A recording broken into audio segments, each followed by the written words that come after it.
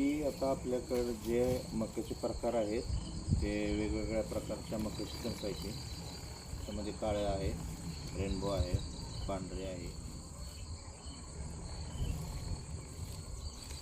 आणि हे एकदा लावल्यानंतर परत तुम्हाला याच्यापासून नवीन बियाणं आणायची गरज नाही. याच हीच कणसं वाळलेली टांगून ठेवायची अशी आणि पुढच्या वर्षी बियाण्यासाठी तुम्ही वापरू शकता. आणि ह्याला आता ही उन्हाळा आहे, याची पेरणी आपण संक्रांतीला केली होती.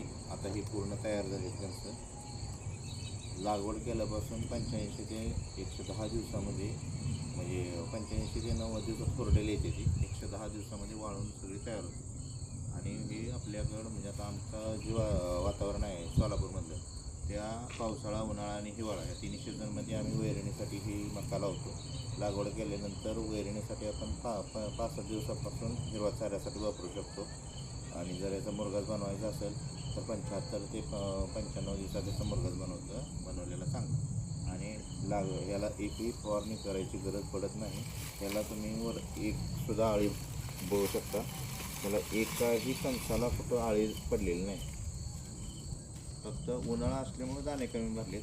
पावसाळ्यामध्ये याच कणसामध्ये 800 ते 1200 दाणे असतात. आता याच्यामध्ये 350 ते 500 दाणे आहेत एका कणसात.